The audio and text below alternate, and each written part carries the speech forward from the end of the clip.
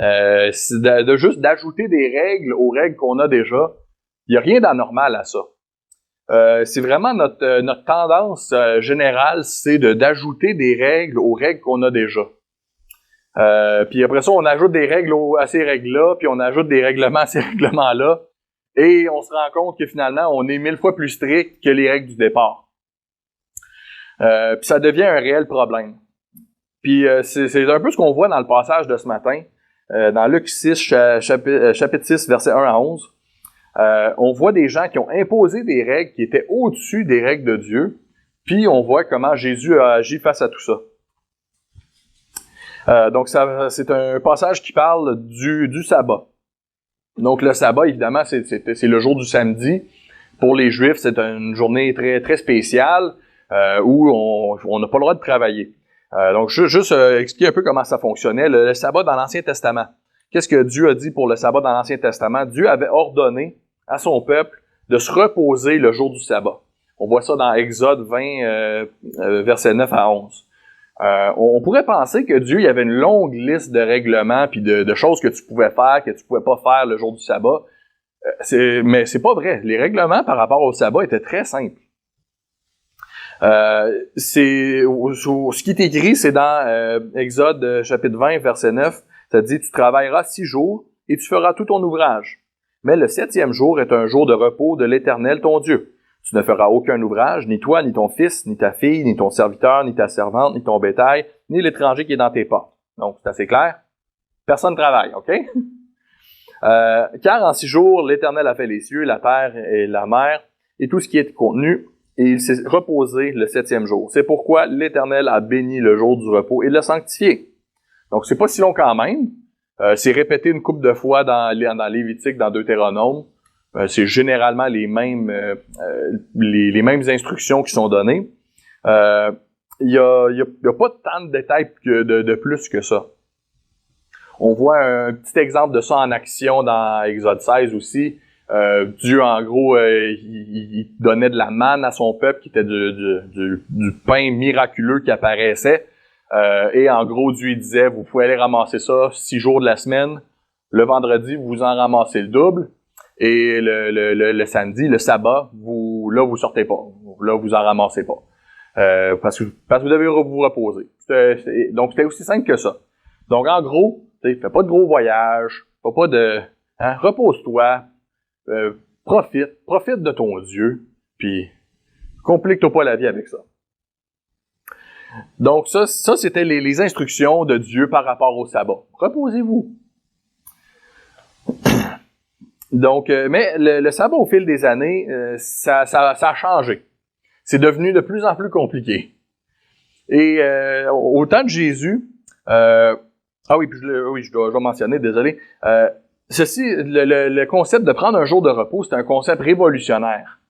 Dans une société d'agriculture qui était plutôt pauvre, où les gens vivaient au jour le jour, le fait de ne pas travailler aujourd'hui, ça pouvait signifier d'avoir rien à manger demain. Quand Dieu il disait aux gens, travaillez pas aujourd'hui, pour beaucoup de gens, c'était comme, OK, ben là, si on travaille pas, on mangera pas, là. Dieu, ce qu'il est en train de dire, c'est, non, prenez une journée de congé. Je suis gentil, là, je vous donne une journée de congé, là. OK? Puis il faut que vous me fassiez confiance, que vous allez quand même manger demain. OK? Puis ça va être correct. Puis c'était révolutionnaire, parce que les gens là, ils connaissaient pas ça, des jours de congé dans ce temps-là. Nous autres, en Amérique du Nord, c'est juste un jour de congé, voyons donc. On aime ça avoir des semaines de 30 heures, puis de pas avoir à travailler tous les jours. C'est ça notre rêve, c'est ça notre but. Puis juste 2 jours de congé par semaine, c'est pas beaucoup. Juste un, c'est impensable.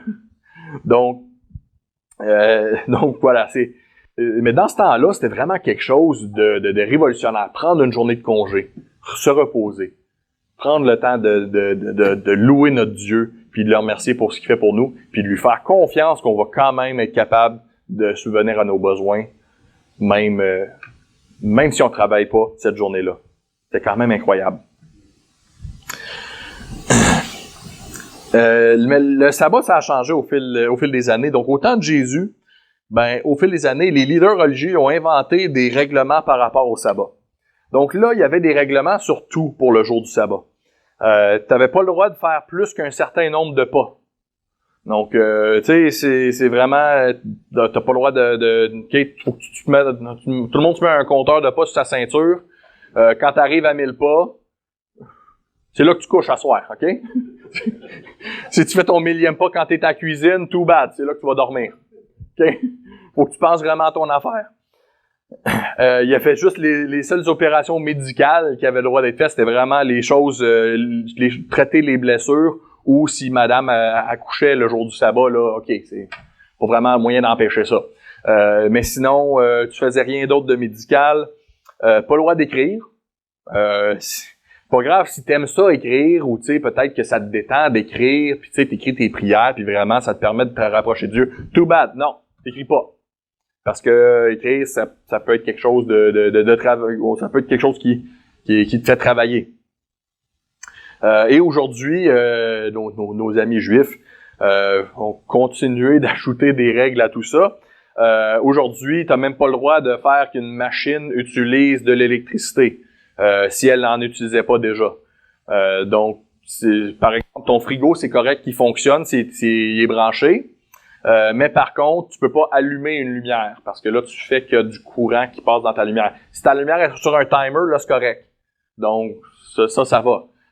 La lumière qui est dans ton frigo, par contre, là, si tu ouvres la porte et la lumière du frigo s'allume, ça, c'est pas correct. Donc, faut que tu dévisses la lumière de ton frigo avant le jour du sabbat. Et tout ce que je vous dis, c'est pas des jokes. Je me suis renseigné cette semaine. J'ai été lire le site d'un rabbin. Et c'est vraiment ça, c'était les instructions qu'il donnait sérieusement. Il disait, avant le jour du sabbat, dévissez la lumière dans votre frigo. Donc, c'est pas des jokes. Et si vous allez en Israël aujourd'hui, pas aujourd'hui, mais le jour du sabbat, si vous allez dans un hôtel en Israël, vous allez voir, il y a des ascenseurs normaux que les gens prennent tous les jours. Mais le samedi, il va toujours avoir un autre ascenseur que les gens vont utiliser. Et ça, c'est l'ascenseur du jour du sabbat. L'ascenseur du sabbat. L'ascenseur du sabbat, lui, il n'y a pas de bouton dedans. Parce que peser sur un bouton, encore une fois, c'est d'utiliser du courant, tu sais, puis tu peux pas faire ça. Donc, l'ascenseur du sabbat, tu vas dedans et il s'arrête automatiquement à chaque étage. C'est très, très lent. OK? Et si vous êtes un païen comme moi, l'autre ascenseur fonctionne quand même le jour du sabbat. Si vous êtes un païen comme moi, puis vous allez en Israël, vous pouvez vous en servir. Et les gentils juifs vont venir, vont vous suivre dans cet ascenseur-là et ils vont vous demander d'appuyer sur les boutons pour eux. Parce qu'eux, ils peuvent pas, mais vous êtes un païen qui s'en va en enfer pareil, fait que c'est pas grave. Ils peuvent vous demander d'appuyer sur les boutons. Donc, c'est comme ça que ça fonctionne. Donc ça, c'est les règles qui ont été ajoutées sur le jour du sabbat. Et au temps de Jésus, il y en avait beaucoup. Et les Juifs, ils en sont arrivés là graduellement, en ajoutant toujours plus de règles. Comme je disais tantôt, il y avait une règle qui était juste, que Dieu a donnée, c'était « faites pas de travail ». C'est tout. Pas de travail. Mais au fil des années, les gens ont continué d'ajouter des règles. Et ce qui est arrivé probablement, c'est que tu avais une personne qui a fait un voyage le jour du sabbat, et ce qui évidemment, c'était pas correct. Et là, la personne a probablement dit, il n'y a pas de règle spécifiquement qui dit de pas voyager le jour du sabbat. Et là, il y a un scribe qui a dit, OK, à partir de maintenant, pas de voyage le jour du sabbat. Et là, quelqu'un d'autre a dit, OK, mais tu définis ça comment un voyage? Hein? D'aller dans la ville à côté, c'est pas correct, mais d'aller chez ton voisin, c'est-tu correct? Moi, j'aime ça, aller passer du temps avec mon voisin, mais le jour du sabbat, mais tu sais, d'aller dans mon voisin, dans la ville voisine, c'est-tu correct, ça? C'est-tu un voyage? Vous voyez quel genre de monde que c'était les scribes dans ce temps-là? Donc, et là, quelqu'un a dit, OK, c'est beau, tu peux juste faire 1000 pas le jour du sabbat, OK? On va mettre une limite de pas, OK? Tu peux pas faire plus que 1000 pas le jour du sabbat. Et là, après ça, donc, ils sont arrivés avec la limite de pas. Et après ça, tu as quelqu'un d'autre qui a dit, si 1000 pas, c'est la limite, c'est une bonne règle. Et les gens qui font 1000 pas sont saints. Les gens qui font seulement 900 pas doivent être encore plus saints. Donc, la limite a baissé à 900 pas. Et là, après ça, Ben, qu'est-ce que vous pensez? Une génération plus tard, il y a quelqu'un qui dit « Moi, je suis capable de faire ma journée avec juste 800 pas. » Fait que... et là, on se ramasse que... on se ramasse qu'on est vraiment misérable. Et c'est ça qui est arrivé. Ben, ils sont arrivés à un tel point que le sabbat, c'était plus une bonne chose à apprécier. C'était plutôt un mal de tête en essayant d'éviter de faire quelque chose d'interdit. Il y avait tellement des règles sur tout. Et tu sais, vous pouvez vous imaginer là, à quel point que ça doit être fatigant, une journée où ce que tu peux pas... OK, ah non, j'ai accroché la lumière. Ah non, OK, ça doit être fatigant. Puis pourtant, c'est supposé être une journée de repos. C'est ça qui est ironique, là. Une journée de repos, puis c'est plus fatigant que ta journée de travail ordinaire. Donc, c'était vraiment un mal de tête en essayant de faire quelque chose d'interdit. Les leaders religieux, ils avaient vraiment détruit le but premier du sabbat. C'était supposé être un cadeau que Dieu faisait à l'homme, de se reposer, de se relaxer, de réaliser que Dieu est Dieu, qu'il est au contrôle, qu'il allait pourvoir, puis qu'on pouvait prendre une journée pour l'adorer. Une journée de congé par semaine. Donc, c'était vraiment supposé être quelque chose de merveilleux. Puis les leaders religieux, dans ce temps-là, ils ont tout gâché. Puis sachez que ça ici, c'est ce que les leaders religieux de tout partout, c'est ce qu'on a toujours tendance à faire. De mettre des règles par-dessus des règles, puis on a toujours tendance à faire ça.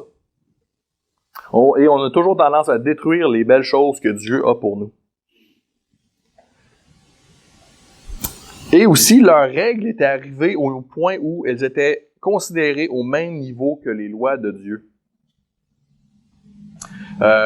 Donc, les règles que les gens avaient établies, ils disaient « Ah, ça, c'est vraiment, là, c'est le fait de pas faire plus que 900 pas le jour du sabbat, c'est ça, là, c'est au même niveau que la loi de Dieu qui dit « Travaillez pas ». C'est vraiment ça. Et certains d'entre vous diriez peut-être « Ah, mais ça, c'est du légalisme, ça. » Mais pas tout à fait. Donc, ça vaut peut-être la peine de clarifier quelques termes à ce point-ci. Je sais beaucoup de gens utilisent le mot légalisme, mais le légalisme, techniquement, ça veut dire, en gros, c'est ça, c'est de dire tu dois suivre ces règles pour être sauvé. OK? C'est vraiment, tu dois absolument suivre ces règles-là pour être sauvé. Et on voit ça souvent chez les chrétiens.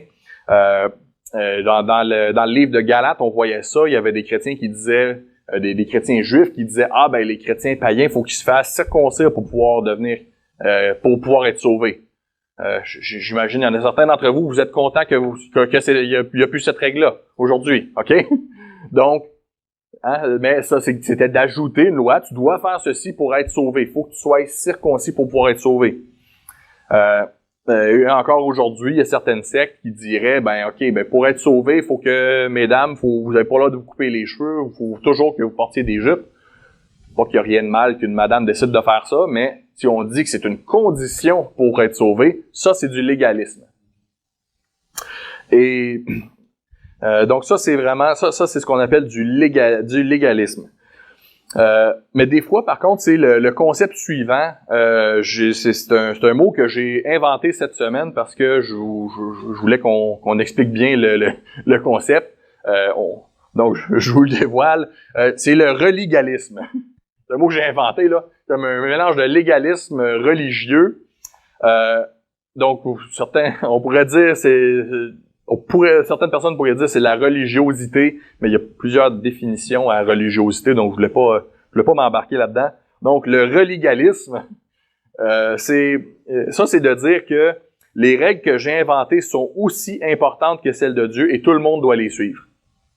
Et c'est vraiment ça que les Juifs, ils faisaient. Ils disaient pas nécessairement que tu es obligé de faire ça pour être sauvé, mais la règle que j'ai donnée, là, c'est pas une règle qui vient de Dieu, mais tu es obligé de la suivre. C'est comme si ça venait de Dieu. Donc, pensez à des chrétiens qui disent qu'on doit jamais boire d'alcool. Okay? Tout alcool, toute consommation d'alcool, même un verre de vin une fois par année, c'est un péché. OK? Ça, c'est ce que j'appellerais du religalisme. Ou ceux qui diraient que si tu regardes un film qui est pas coté général, c'est un péché. C'est comme c'est pas Dieu qui l'a dit, mais c'est moi qui l'a dit, puis c'est comme si ça venait de Dieu. Donc, ça c'est ce que j'appellerais du religalisme.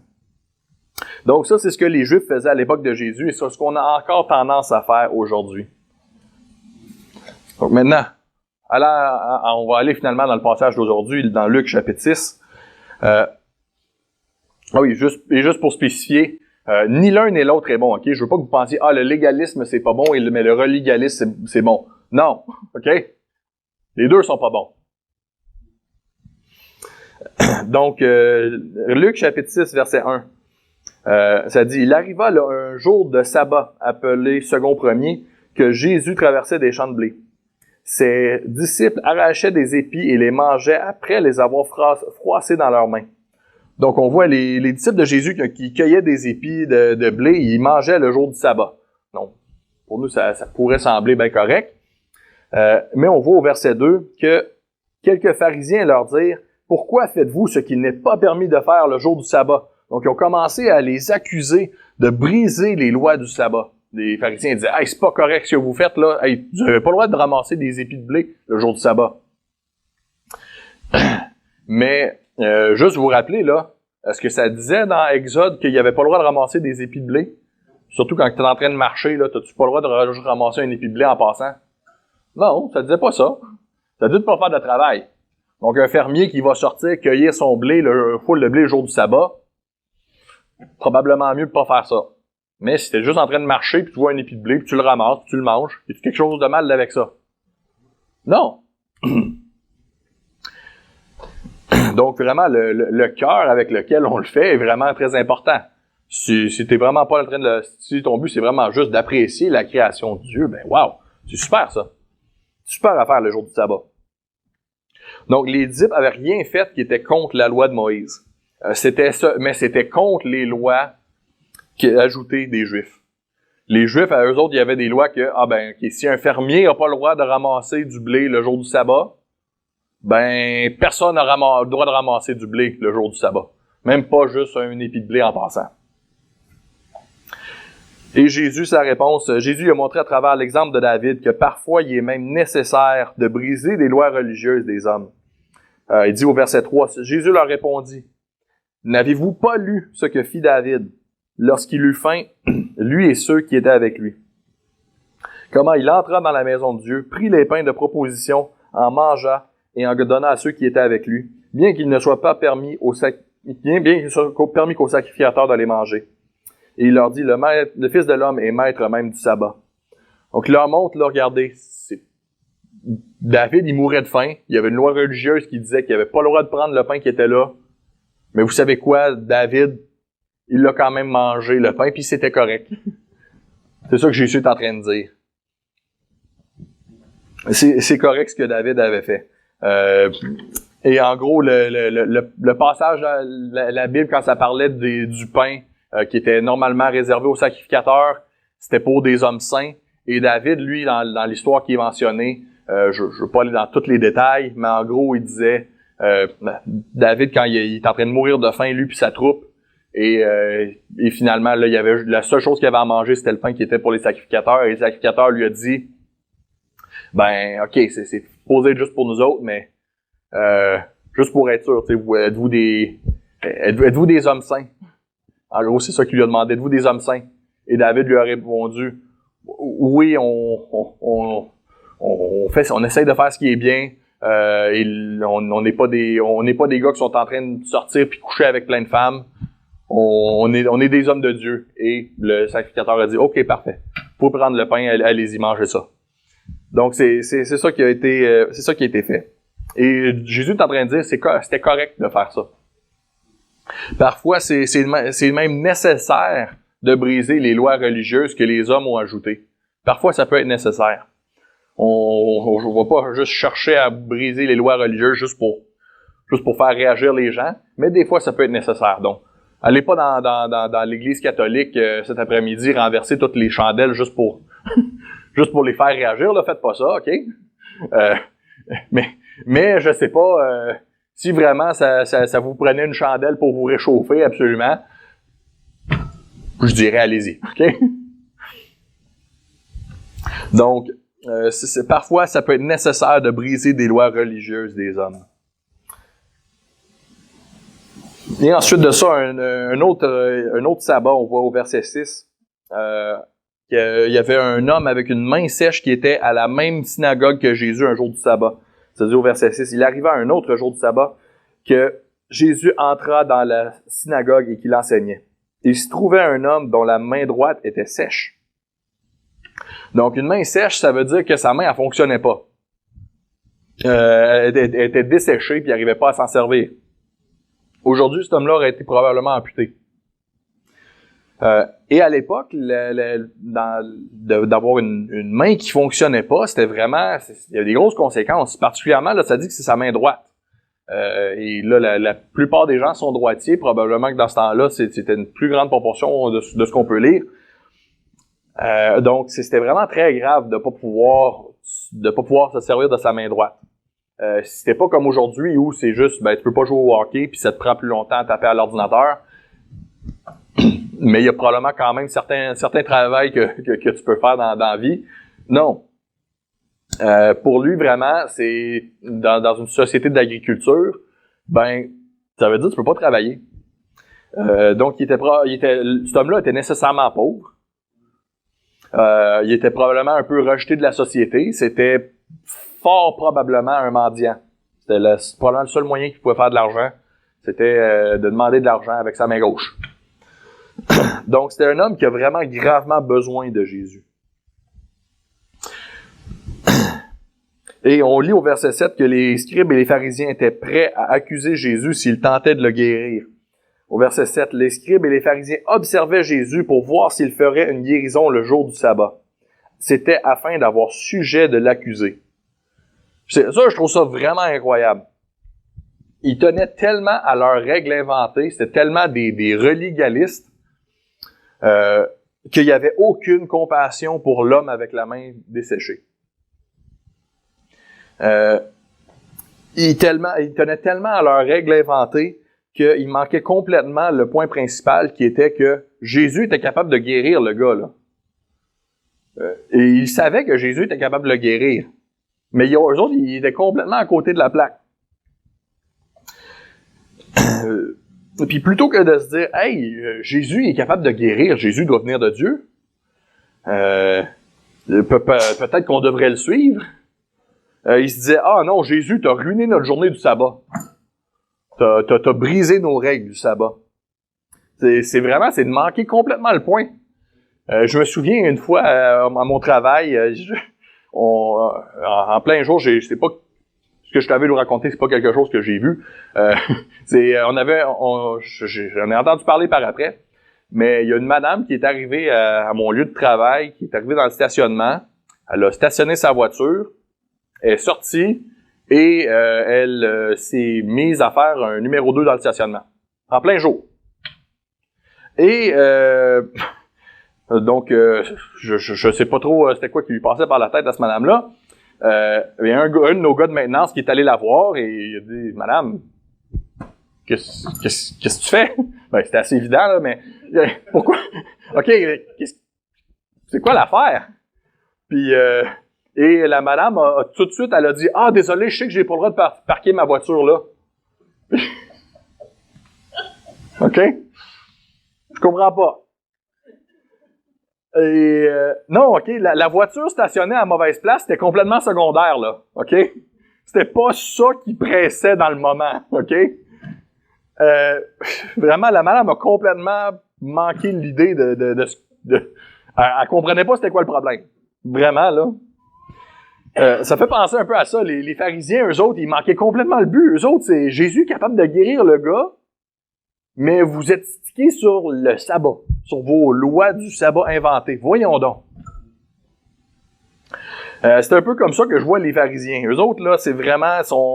il va y avoir une guérison, puis c'est Jésus, là, il a brisé nos lois du sabbat. Voyons donc. Jésus guérit, puis lui, il parle de la voiture qui est stationnée dans un no parking. C'est vraiment ça. Donc, Jésus, en gros, il a expliqué pourquoi il pouvait guérir l'homme, et il a guéri. On voit au verset 8. Mais il connaissait leurs pensées. Il dit à l'homme qui avait la main sèche, « Lève-toi et tiens-toi là au milieu. » Il se leva et se tint debout.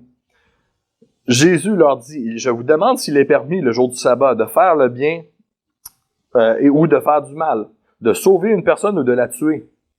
Alors, promenant ses regards sur eux tous, il dit à l'homme, étends ta main. Il le fit et sa main fut guérie. Et Jésus, en gros, il a dit, écoutez, il n'y a rien de mal de faire le bien le jour du sabbat. Même que de rien faire quand j'ai la capacité d'aider cette personne-là et de le guérir, ce serait mal. Ça me fait penser à la fameuse citation du grand homme sage Spider-Man. À vrai dire, l'oncle Ben de Spider-Man. Avec de grands pouvoirs viennent de grandes responsabilités. With great power comes great responsibility. Tiens, maman. Donc, Jésus avait un grand pouvoir et avec ce grand pouvoir venaient de grandes responsabilités. Ça aurait été mal de ne pas aider la personne. Donc, Jésus avait la responsabilité d'aider cette personne-là, même le jour du sabbat. Puis d'attendre une autre journée pour le guérir, ben voyons donc, ça aurait été insensé. Il peut le guérir aujourd'hui, puis le monsieur peut avoir une journée additionnelle avec sa main qui fonctionne. Pourquoi attendre à demain? Pourquoi attendre à dimanche pour le guérir? Donc Jésus, il l'a guéri. Et remarquez aussi que ça n'a pas été difficile pour Jésus de guérir le gars, hein? Jésus n'est pas supposé faire de travail le jour du sabbat. C'était-tu un gros travail pour lui de guérir le monsieur le jour du sabbat? Ça lui a pris combien de temps de le guérir? Une seconde? Ça n'a pas été dur. Mais le monsieur, ça a changé sa vie, lui. Le gars avec la main sèche. Hey, lui, il avait une main qui fonctionnait, il pouvait travailler, il pouvait se rendre utile. Jésus, lui, ça lui a pris une seconde. Pas de gros travail. Le plus long, ça a été d'expliquer aux pharisiens pourquoi ils pouvaient le guérir. C'est ça qui est fou. C'est ça qui était le plus long. Mais tout ça, ça a enragé les pharisiens à un tel point qu'ils ont commencé à discuter sur comment tuer Jésus. Ça dit, ils furent remplis de fureur et ils se consultèrent pour savoir ce qu'ils feraient à Jésus. Et c'est ça qui arrive quand vous imposez vos règles. C'est ça qui arrive avec le religalisme, quand vous décidez d'imposer vos règles aux gens. Jésus y arrive, puis lui, il brise vos règles. Et après ça, vous voulez tuer Jésus. Parce que Jésus, il brise vos règles. Puis remarquez, aussi, les pharisiens, là, c'était illégal pour eux de guérir quelqu'un le jour du sabbat, mais c'était pas illégal pour eux de décider de discuter de comment tuer Jésus. C'était illégal de guérir, mais c'était pas illégal de planifier un meurtre. Et c'est ça qui finit par arriver avec le religalisme. On devient hypocrite, on devient dangereux.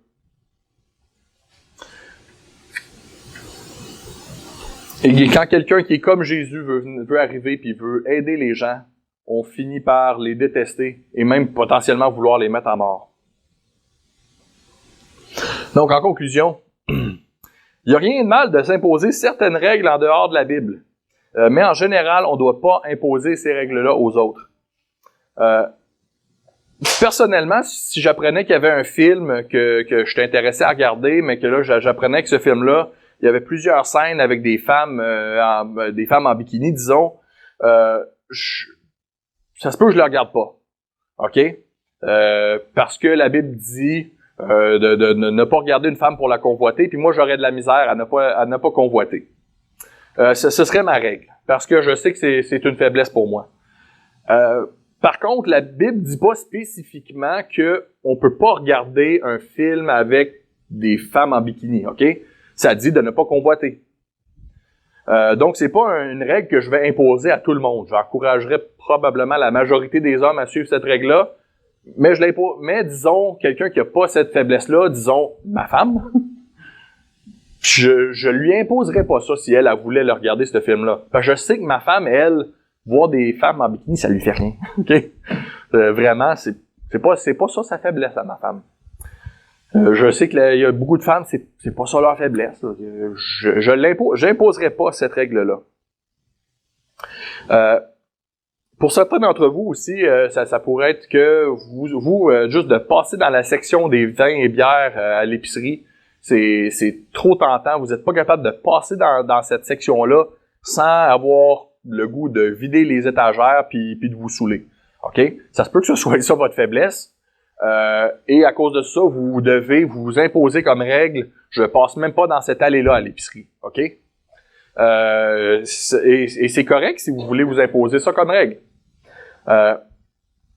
Personnellement, c'est pas ma faiblesse. Je suis capable de passer dans la section des vins et bières, puis si j'ai pas affaire à acheter quelque chose là, j'y pense même pas. OK? C'est pas ça ma faiblesse. J'en ai d'autres, faites-vous-en pas. OK? Donc, puis après ça, donc là, il y a toutes sortes d'autres domaines dans lesquels on peut se poser les questions, mais bon, pour les bars, est-ce que c'est correct pour un chrétien d'aller dans un bar? Comment est-ce que vous définissez ça, un bar? Est-ce qu'un pub où ils ont une place à Sherbrooke que j'aime bien, c'est un pub avec des jeux de société, mais il y a un bar dans cet endroit-là. Est-ce que c'est correct pour un chrétien d'aller là? Moi, personnellement, j'ai pas de problème avec ça. La Bible dit pas de ne pas aller dans un bar. OK? Et aussi, je connais des chrétiens que eux, ils vont dans des bars, ils prennent pas plus qu'une bière, puis ils passent leur soirée à évangéliser. J'ai de la misère à dire à ces gens-là de pas aller fréquenter des bars. Ben, honnêtement, si c'est ça leur but en y allant, je leur dirais d'y aller. Par contre, je me souviens, il y a quelques années, on avait un problème avec ça à l'église où j'allais. Plusieurs gens eux autres, ils faisaient juste de fréquenter les bars, ils buvaient quelque peu trop. Et quand on les confrontait avec ça, ils disaient « Ah, il n'y a rien dans la Bible qui dit que tu peux pas aller dans un bar. » Ça c'est pas correct, OK? Mais encore là, c'est pas le fait d'aller dans le bar qui est mal, c'est le fait qu'ils passaient leur temps à se saouler. Mais ça, c'est ce que l'apôtre Paul y appelait d'utiliser notre liberté comme licence pour pécher. Faut pas faire ça. Et nous pouvons avoir certaines règles en dehors de la Bible dans certains milieux comme nos maisons, mais nous ne devons pas les élever au même pied d'égalité que les lois de Dieu. Donc, je donne nos maisons comme exemple parce que c'est probablement l'exemple le plus commun. Mais en tant que parent, on peut avoir certaines règles. On a les lois de Dieu comme « honore ton père et ta mère »,« aimez-vous les uns et les autres ». Mais on peut ajouter à ça certaines règles. Des choses comme les enfants se couchent à telle heure. Hein? Enlève tes souliers quand tu rentres dans la maison. Tu peux pas botter le chien. OK? Ça, c'est des lois qui sont pas dans la Bible. OK? Donc, on peut avoir certaines règles. C'est correct. Faut juste que ce soit clair avec les enfants que c'est pas comme les lois de Dieu. Des choses comme, c'est pas comme aimez-vous les uns et les autres. Celle-là, c'est une loi de Dieu. OK? Faut que ce soit clair que les règles des parents puis les lois de Dieu, c'est pas la même chose. Si les parents font jamais de distinction entre les deux, quand les enfants grandissent, ils finissent par lire la Bible puis ils disent « Ah, fait que c'était pas dans la Bible, ça? Ah, attends, ça non plus, c'était pas dans la Bible? Ah, ça dit pas dans la Bible, faut que j'enlève mes souliers en rentrant dans la maison? Ah, ben là... » Et dans la façon qu'on fait la discipline avec ces règles-là aussi, ça doit être différent. On peut avoir on va avoir plus de grâce quand les enfants brisent les règles des parents que quand ils brisent une loi de Dieu. Donc, les enfants qui se battent entre eux, qui sont pas en train de se démontrer de l'amour, on va être plus sévère avec ça qu'un enfant qui oublie d'enlever ses souliers en rentrant dans la maison. OK? Faut faire bien attention. On peut être flexible sur les règles, nos règles dans la maison. Des choses comme l'heure du coucher. On peut être flexible avec ça des fois. Oui, tu vas te coucher à ton heure, mais à soir, on va faire un spécial, tu peux te coucher un peu plus tard. Hein? Normalement, il faut que tu manges tout ton repas pour avoir un dessert, mais tu sais quoi, à soir, je t'aime, puis tu peux avoir du dessert pareil. C'est correct de faire. Ça montre à nos enfants qu'il y a une différence. Il y a une différence entre nos règles et les lois de Dieu. Les lois de Dieu, par contre, on ne compromet pas. Et aussi, avant de juger quelqu'un pour légalisme ou relégalisme, on s'assure que ce soit bel et bien le cas. j'ai souvent eu des gens qui m'ont dit « Ah, l'école biblique où tu es allé, eux autres, c'est une gang de légalistes. C'est vraiment, ils sont très légalistes là-bas. » Puis non, il y avait des règles. Il y avait des règles, c'était des règles plutôt sévères. Personnellement, il y a plusieurs des règles, comme la règle des nombres inégal de gars et de filles avec au moins 2 filles. J'aurais peut-être fait ça différemment, personnellement. Certaines de ces règles-là pouvaient être ridicules, des fois. Mais par contre, il disait pas que tu es obligé de suivre ces règles-là pour être sauvé. Il disait pas non plus que ces règles-là étaient nécessaires pour tout le monde. Je me souviens, la doyenne des femmes, elle disait, bon, oui, on a une règle que les femmes doivent porter les jupes jusqu'aux genoux. Pourquoi on a cette règle-là? Est-ce que c'est parce que c'est pas correct d'avoir une jupe en haut des genoux? Non. Non, non. Elle a dit tout simplement, pourquoi on a cette règle-là? Parce que tout le monde a des genoux, puis c'est plus facile à gager. OK? Si on dit que faut que ça fasse, faut que la jupe fasse au moins, je sais pas, au moins 20 pouces, ben c'est pas pareil pour une fille qui est tout petite puis une fille qui est bien grande, puis c'est plus facile. On dit juste, faut que ça descende aux genoux. C'est plus facile de même. OK? Donc ça c'était une des règles qu'il y avait. Et il disait pas que leurs règles étaient au même niveau que les lois de Dieu. Et là, donc je pense pas que c'était du relégalisme non plus. Et là, vous pourriez dire aussi, ben oui, mais ils ont des règles. Des règles, ça fait pas d'eux des légalistes ou des relégalistes non plus. Non. Écoutez, partout où vous allez, il y a des règles, là. J'ai étudié à l'université de Sherbrooke, à l'UQTR aussi. Il y avait certaines règles là-bas, imaginez-vous donc. Okay? Des universités pas chrétiennes, il y avait des règles. J'avais pas le droit d'aller courir tout nu dans la cafétéria. C'était une règle. J'avais pas le droit de faire de plagiat. Pas le droit de copier l'examen de mon voisin. C'était des règles. Est-ce que eux sont légalistes ou relégalistes non plus? Non. C'est pas des universités chrétiennes. Mais ils ont certaines règles. Ah, mais les règles à la NBBI étaient sévères. Rendu là, c'est juste une divergence d'opinion. Ils ont le droit de mettre des règles sévères. Si eux, ils jugent que c'est nécessaire pour que l'établissement fonctionne bien, rendu là, c'est juste une divergence d'opinion. C'est pas du légalisme ou du relégalisme non plus. C'est juste une façon de faire qui est différente. Vous avez le droit de pas être d'accord. Vous avez le droit de pas être étudiant là-bas non plus. C'est correct. Donc, enfin, examinons nos vies pour nous repentir de légalisme et de relégalisme. Il y a tellement de dangers avec les règles qu'on s'impose à nous-mêmes. On peut finir des fois par se convaincre qu'on est mieux que les autres, parce qu'on est meilleur que les autres, à cause qu'on suit une règle qui est plus sévère que la loi de Dieu. Des fois, on peut se dire, ah ben ok, si la ligne là est là, tu sais, Dieu il dit là, la ligne est là, ok, pour être saint, tu traverses pas cette ligne-là. C'est l'autre bord, tu es en train de pécher. Puis ce qui arrive des fois, c'est qu'on dit, ah ben si la ligne est là, puis pour être saint, moi si je me tiens ici, je dois être encore plus saint. Puis moi je me tiens là, je dois être encore plus saint que les autres. Puis là on se dit, hey, moi je suis vraiment bon, là, moi je suis collé sur le mur, là. Je suis vraiment saint. On peut se mettre à juger les autres que, regarde ça, là, eux autres là, qui sont sur le bord de la ligne, sont pas corrects. Ah, ils sont sur le bord de la ligne. Ça n'a pas d'allure. Hein? Moi, je suis beaucoup mieux, je suis sur le bord du mur. Mais Dieu, il a pas dit que t'étais mieux si t'étais sur le bord du mur, puis Dieu a juste dit, la ligne est là. Tu la traverses pas. On peut se mettre à juger les autres. Donc ça, c'est quelque chose qu'il faut examiner dans nos vies. Est-ce qu'on est en train de juger les autres pour une règle qu'on s'est inventée à nous-mêmes? Tu sais, quelqu'un pourrait dire, ah ben moi je lis ma Bible 2 fois par jour, lui il lit sa Bible juste 1 fois par jour. Ça, c'est une règle que vous êtes inventée. Moi je prie avant chaque repas.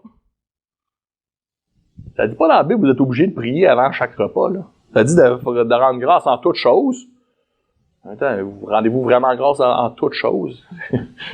Vous rendu grâce pour votre voiture avant de venir ici, je sais pas. Ça peut être difficile. Mais Bon, hein, on peut juger les autres parce qu'on suit mieux des règles qu'on s'est inventées pour nous-mêmes.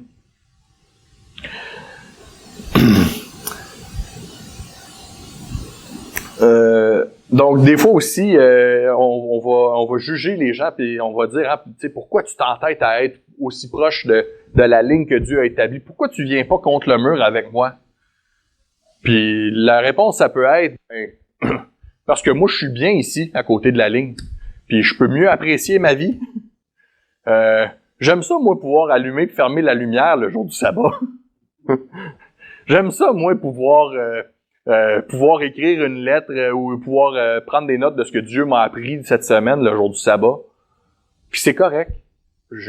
Voilà. Je vais pas suivre les règles faites par les hommes là-dessus. Je veux pouvoir apprécier ma vie, moi. Puis je vais venir plus proche de la ligne. Puis c'est correct.